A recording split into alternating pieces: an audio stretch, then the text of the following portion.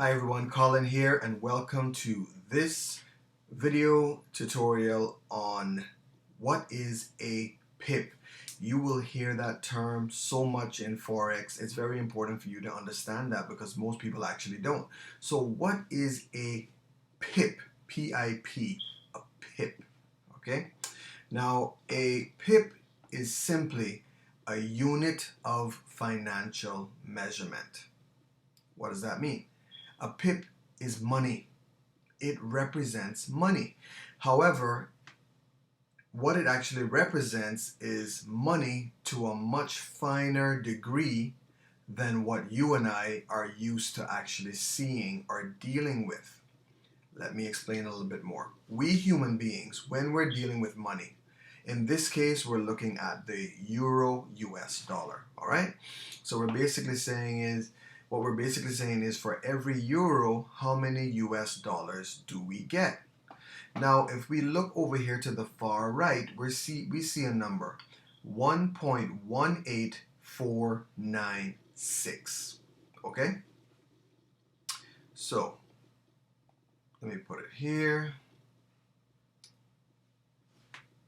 1.18496. Okay? That is the number that we see right now. This represents the actual value of 1 euro. Okay? So for every euro, we actually get 1.18496 US dollars. However, we human beings, normally when we're dealing with money, we don't go all of those decimal places, right? We only go to 2 decimal places. So for us, we would look at this and we would say 1.18.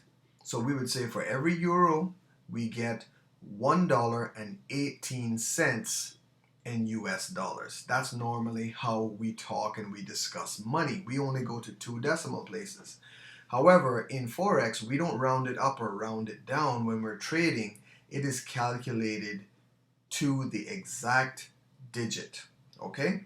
Now, a pip represents 4 decimal places. In other words, it is the number that is 4 digits after the decimal place. So in this case, we got 1.18496. So we have 5 numbers after the decimal place in this video and in this particular pair.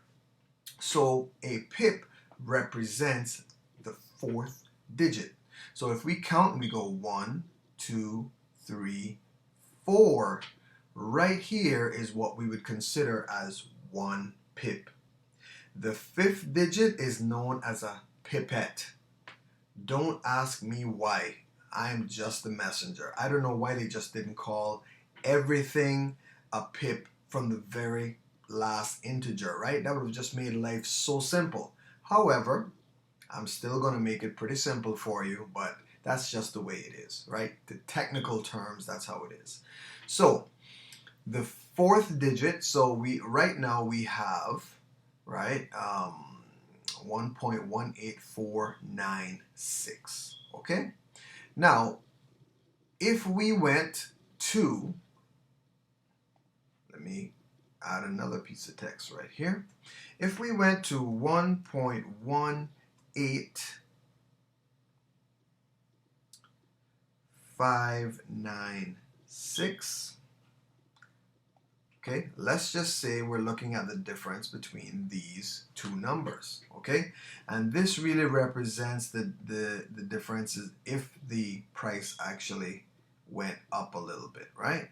So if we went from 1.18496 to 1.18596, how many pips is that?